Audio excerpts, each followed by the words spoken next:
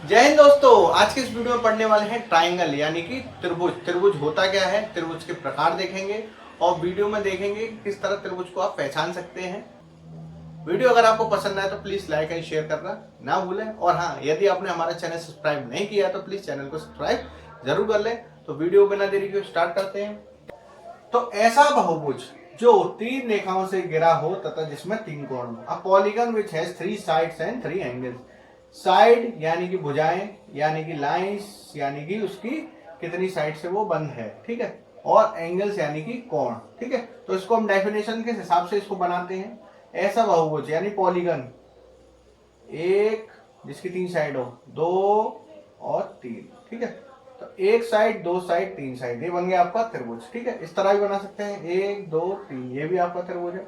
लेकिन यदि आपने वैसा बनाया 1 2 और 3, ठीक है, जॉइंट ना हो यानी कि वो चारों तरफ से पैक ना हो, यहाँ जगह खाली खाली दिख रही है आपको, तो ये त्रिभुज नहीं माना जाएगा। मैंने क्या कहा है, जो घिरा हो, चारों तरफ से घिरा हो 3 भुजाओं से, ठीक है। यदि मैं आगे तक बढ़ा के इसको मिलाऊंगा तब ये त्रिभुज कहलाएगा। इसी प्रकार इस तरह देख लेते हैं। मान लीजिए इस तरह मैंने कुछ बना दिया, ठीक है, या इस तरह 2 साइड ले ली, एक साइड मैंने कर्व भी बना दी, तो ये भी ट्राइंगल नहीं होगा, ठीक है। हमेशा एंगल बनना चाहिए, क्योंकि यहाँ एंगल बन नहीं पाएगा, बनेगा लेकिन वो कर्व वाला बन जाए, ठीक है। तो हमेशा 3 साइड हो और 3 कोण हो, वही क्या कहलाएगा, त्रिभुज यानी कि ट्राइंगल कहलाता है, ठीक है। तो अब देख लेते हैं त्रिभुजों के प्रकार यानी टाइप्स ऑफ ट्राइंगल। तो सबसे पहले आ जाता है इसमें भुजाओं के आधार पर यानी बेस ऑफ साइड। जब साइड्स को बेस बना के हम त्रिभुज का टाइप निकालेंगे तो कैसे बनेगा। सबसे पहले इसमें आ जाता है समबाहु त्रिभुज यानी इक्विलेटरल ट्राइंगल। इक्विलेटरल ट्राइंगल यानी कि जिसकी तीनों साइड सेम हो, यानी कि तीनों की तीनों भुजाएं उसमें समान हो, ठीक। तो मान लीजिए मैंने एक साइड इस तरह खींची, एक साइड इस तरह खींची और एक साइड इस तरह खींची, तो ये देखिए तीनों, अगर ये 5 है तो ये भी 5 होनी चाहिए और ये भी 5 होनी चाहिए। तो ये क्या कहलाएगा, समबाहु यानी इक्विलेटरल ट्राइंगल। इस तरह हम समझते हैं इसको। इस शेप को देखिए, ठीक है, एक साइड, 2 साइड, 3 साइड। इसमें देख रहे होंगे आप, तीनों साइड सेम लग रही हैं। ये भी सेम है, ये इसके बराबर है, ये इसके बराबर। जब तीनों साइड सेम हो जाए तो ये क्या कहलाएगा, भुजाओं के आधार पर इक्विलेटरल ट्राइंगल यानी समबाहु त्रिभुज। नेक्स्ट देख लेते हैं विषम बाहु त्रिभुज यानी स्केलेन ट्राइंगल, जिसमें तीनों साइड अलग अलग हो। मान लो इस तरह एक साइड मैंने ले ली, एक ये ले ली और एक ये ले ली, ठीक है। अब देखिए इसमें ये भी अलग है, ये भी अलग है और ये भी अलग है। तो ये मान लीजिए अगर मैं 5 सेंटीमीटर लेता हूं तो ये हो जाएगी अपनी 4, और ये मान लेता हूं ये हो जाएगी अपने पास 6, ठीक है। तो इस टाइप का जब ट्राइंगल बने तो ये क्या बन जाएगा, विषम बाहु या स्केलेन ट्राइंगल, जिसमें तीनों की तीनों साइड्स अलग अलग शेप की, अलग अलग लेंथ की हो, ठीक है, जिसमें अलग अलग भुजाएं अलग अलग लेंथ की हो, ठीक है। तो इसको हम क्या कहेंगे, विषम बाहु या स्केलेन ट्राइंगल। देखिए इस ट्राइंगल को देखिए, इसमें अगर ये मान लीजिए 6 है तो ये 4 हो जाएगी, ये 5 हो जाएगी। तो ट्राइंगल ऐसा जिसमें तीनों साइड डिफरेंट हो, यानी तीनों साइड्स की लेंथ अलग अलग हो, विषम बाहु या स्केलेन ट्राइंगल कहलाता है, ठीक है। नेक्स्ट हम देख लेते हैं समद्विबाहु त्रिभुज यानी कि आइसोस्केल। द्वि मतलब 2, जिसमें 2 साइड सेम हो, उसको हम समद्विबाहु या आइसोसेलेस कहेंगे, ठीक है। आइसोसेलेस ट्राइंगल कहते हैं, ठीक।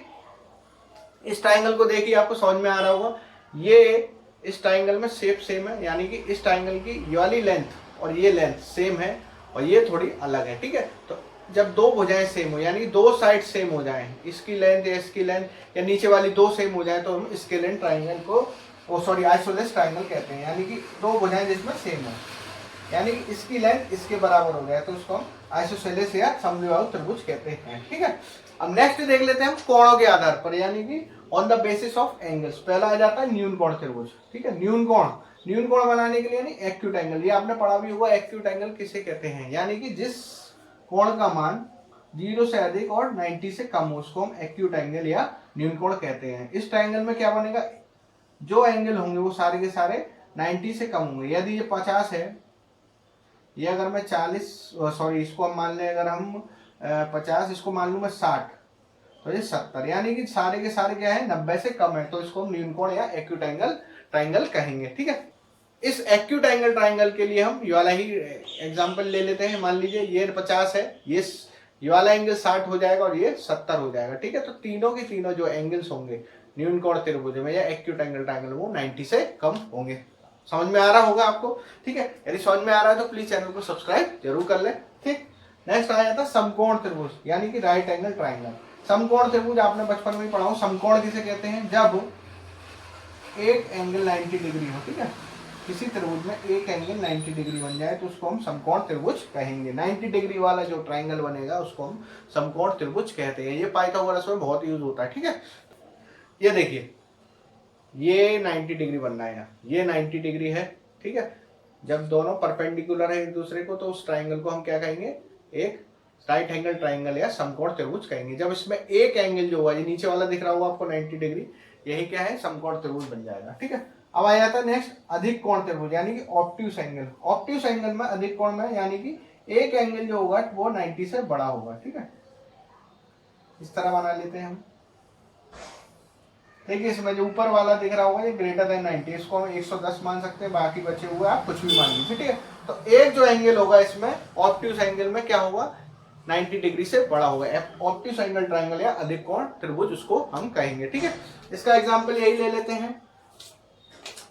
ये देखिए इसमें ये एंगल जो बनना है नीचे, ये क्या हो जाएगा, अधिक कोण, यानी कि 90 डिग्री से बड़ा हो जाएगा। इसको हम क्या कहेंगे, अधिक कोण त्रिभुज, क्योंकि इसमें बाकी जो एंगल है वो न्यून कोण बनेंगे और एक एंगल जो होगा वो 90 से बड़ा बनेगा, उसी को हम अधिक कोण त्रिभुज कहेंगे, ठीक है।